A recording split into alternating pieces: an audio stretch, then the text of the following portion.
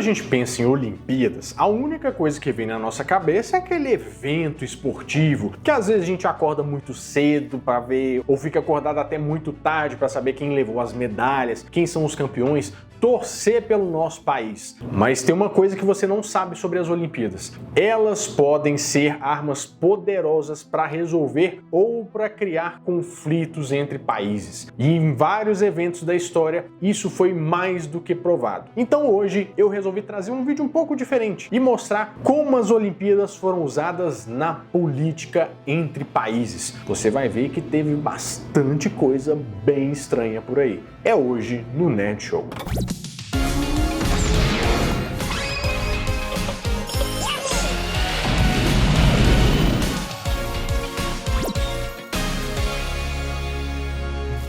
Fala, meus queridos amigos, como estão vocês? Vocês estão bom, né? Lembrando que esse é o nosso terceiro vídeo especial sobre as Olimpíadas. No primeiro vídeo a gente falou sobre os recordes, sobre os eventos mais especiais que aconteceram nas Olimpíadas. No segundo vídeo a gente contou completamente a história das Olimpíadas, desde as Olimpíadas da Antiguidade e tal, até os dias de hoje. E esse é o terceiro vídeo da coletânea, onde a gente vai mostrar alguns eventos específicos que a Olimpíada foi usada para modelar um pouco as coisas, é que a gente pode dizer assim. Vou deixar os outros vídeos no card aqui para você assistir. Mas para a gente começar, vamos falar sobre as Olimpíadas nazistas. Elas existiram, apesar de ser uma coisa bem maluca.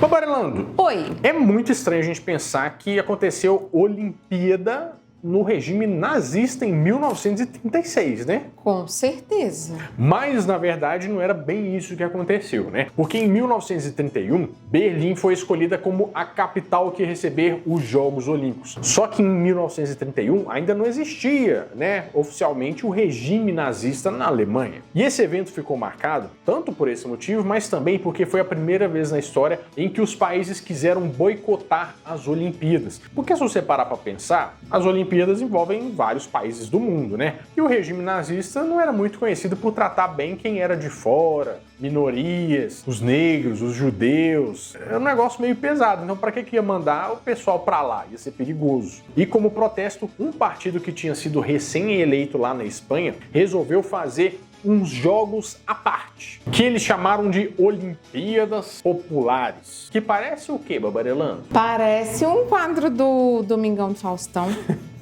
Parece. Qual que era a ideia deles? A ideia era fazer uma união das alas políticas, né? Tanto com direita, esquerda, centro, meio, cabeça, ombro, joelho e pé, qualquer um, mas que fossem contra o Hitler, né? E até que rolou, né? Foram 6 mil atletas, mais ou menos, 22 países participantes, tipo Inglaterra, Estados Unidos, Dinamarca, Tchecoslováquia, o pessoal que foi exilado da Itália e da Alemanha também estava lá. E esses jogos aconteceram em Barcelona. Mas aí que eu te pergunto, entre esses 22 países aí, estava os Estados Unidos do Brasil? Brasil participou do Orlando, você acha? Sim ou que não? Renato, eu vou chutar que não. Não estavam, né? É o que você acha. Você está certa disso? Sim. Você está certa mesmo, porque, na verdade, eu não sei se você sabe, mas Getúlio Vargas, ele, sabe, até que ele gostava desse menino Hitler, sabe? Ele era meio que um admirador. Ele também estava comprando submarino da Itália, então, sabe, eu não quero me indispor com o pessoal aí. Mas os jogos oficiais mesmo, as Olimpíadas, aconteceram de qualquer forma. Porque, inclusive, a Alemanha queria fazer uma propaganda nazista na televisão aberta, porque essa Olimpíada ia ser transmitida para o mundo inteiro. Que oportunidade melhor essa do que fazer aquela propaganda, né? Sobre como eles eram legais, como eles eram gente boa. E porque o Hitler, ele tinha um porte muito atlético, muito, mas ele era, nossa, mas o Hitler, meu Deus do céu. E é engraçado que, eu não sei se vocês sabem, mas a Alemanha, na verdade, ela já foi um império, né? E um império muito rico, um império muito forte. Só que eles conseguiram mudar completamente toda essa história, todos esses símbolos para colocar só os símbolos nazistas lá, né? E ficou muito evidente isso. E eles queriam também usar os jogos para que os atletas deles fossem considerados os melhores, os maiores medalhistas, os mais confiáveis, sabe? Isso ia ser uma propaganda perfeita para eles. Mas no meio do caminho tinha um rapaz que se chamava Jesse Owens, de 23 anos, um atleta americano. Ele não só era americano, como era um negro. E nessa edição ele arregaçou. Ele conseguiu 4 medalhas de ouro. E ele quebrou 2 recordes olímpicos, tá? Sendo que um deles foi contra um cara que era alemão, o Lutz Long. O interessante disso tudo é que a Alemanha ganhou realmente mais medalhas, mas o grande destaque foi o Jesse. E é muito interessante também que o Jesse, no final dos jogos, até acenou pro Hitler, né? Ele assinou de volta, né? Um rapaz simpático, né? Mas vocês acreditam que quando ele voltou para os Estados Unidos, ele não foi muito bem recebido? Só os atletas brancos foram bem recebidos. O Jesse, que foi um super competidor, nada. E é bem triste, né? Mas é a nossa história.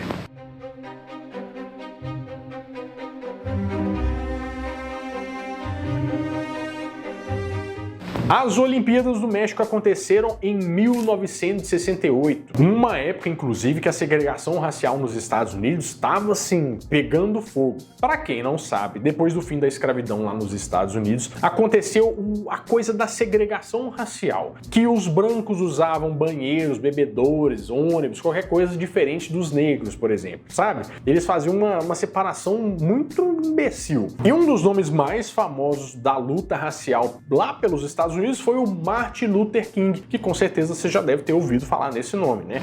I have a dream that one day this nation will rise up, live out the true meaning of its creed. Que ele tinha sido assassinado naquele ano, o que desencadeou uma série de protestos. Foi nesse contexto que 2 velocistas, o Tommy Smith e o John Carlos, protestaram depois de subir no pódio com o punho cerrado para cima com uma luva preta, que era o símbolo dos Panteras Negras, que era como se fosse uma ala mais radical da luta contra o racismo nos Estados Unidos. E com o mundo inteiro olhando para eles, essa imagem ficou muito marcada e com certeza você já deve ter visto isso em algum lugar, né? Mas tem um porém. Como o Comitê Olímpico Internacional não deixa ter manifestação política nas Olimpíadas e tudo mais, eles foram expulsos dos Jogos Olímpicos, mas com certeza se tornaram símbolos eternos dessa luta nas Olimpíadas.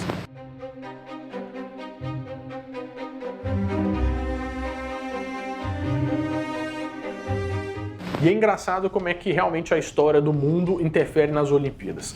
Você deve saber que depois da Segunda Guerra Mundial, Estados Unidos e União Soviética se tornaram grandes inimigos, né? 2 potências dando origem à Guerra Fria, que era um conflito não armado entre essas 2 potências que ficavam só de lá de cá falando vou te atacar, não faz isso não, tal. Só que em 1980 aconteceram os Jogos Olímpicos de Moscou, fica na Rússia, né? Era na União Soviética, que acabou ficando marcada por sofrer o maior boicote da história dos Jogos Olímpicos. Mas por quê? Porque os Estados Unidos, junto com outros 62 países, se recusaram a participar das Olimpíadas porque a União Soviética tinha invadido o Afeganistão em 1979 e os Estados Unidos nunca compactuaria com isso. Eles invadiram o Afeganistão em 2001, né? Teve esse rolê também. E nessa época, o presidente dos Estados Unidos, que era o Jimmy Carter, falou assim, ó, quem for para a União Soviética competir nos jogos lá, eu vou caçar o passaporte de vocês tudo. Ele era mineiro, o Jimmy Carter. Daí realmente boicotaram, mas os próximos jogos aconteceram em Los Angeles em 1984. E a União Soviética, junto com mais 14 países que faziam parte do bloco lá, resolveram boicotar os jogos também. Só a Romênia mesmo que falou assim,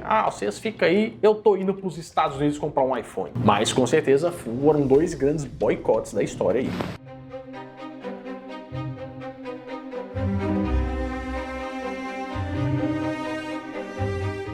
Mas nem só de guerras, de conflitos vivem as Olimpíadas. A política também pode ser para o bem. Por exemplo, durante a Guerra Fria, em 1950, talvez você saiba que aconteceu a Guerra das Coreias, que aconteceu? Depois da Segunda Guerra Mundial, alguns territórios foram meio que divididos, né? Por exemplo, a Coreia do Sul ficou ali, Estados Unidos. A Coreia do Norte, é isso aí, União Soviética. Só que o pessoal da Coreia do Norte, do pessoal dos Kim Jong-un da vida lá, eles falavam assim, não, mas espera aí, a gente é só uma Coreia. A gente fala o mesmo idioma, a gente tem os mesmos gostos, a gente tem os mesmos símbolos, então vamos invadir a Coreia do Sul pra gente anexar o território e virar uma Coreia só. Aí deu guerra, né? E desde então, as duas Coreias estão em guerra. Elas estão em guerra até hoje, só que elas estão com um cessar-fogo. Mas uma coisa impressionante aconteceu nas Olimpíadas de Sydney, em 2000.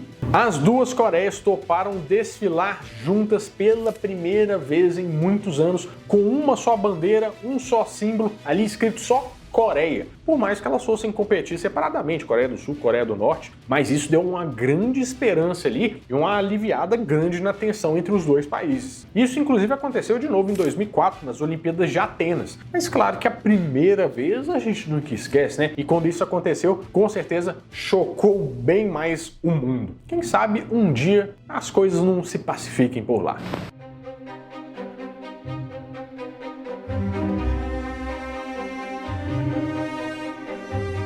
Mas agora pensa um negócio, a gente tá falando aqui que várias dessas coisas aconteceram por causa da Segunda Guerra Mundial, que o povo tava tretado e tal, de alguma forma. Mas, gente, como que foi a primeira Olimpíada do pós-guerra? Porque como é que você vai pegar esse tanto de gente brigado e falar assim, dá a mão, dá um abraço nele? Não tem jeito de fazer isso, né? Essa deve ter sido um climaço. Assim, aconteceu em 1948 e claro que tinha que ser de um lado ganhador, né? Elas aconteceram em Londres, sendo que em 1940 era em Tóquio, mas em 1944 era em Helsinki. Só que eles foram cancelados por causa da guerra, né? Aí, o lado ganhador agora é engraçado. Essas Olimpíadas aconteceram mesmo com a cidade meio que destruída, né? Porque tava bem no pós-guerra. E mesmo o Japão demonstrando um certo interesse em participar, eu não sei se você lembra, mas tinha os aliados e o eixo, né? O Japão era inimigo da Inglaterra. Como o Japão queria participar, a Inglaterra não permitiu que o Japão participasse. E o Comitê Olímpico Internacional falou assim, não, deixa o Japão participar aí, ó, vai ser legal, porque a gente vai juntar os povos, vai ser da hora, um negócio meio que, né, de recuperação aí. Mas como eles não tinham assinado uma rendição formal, um pedido de desculpa, nem nada,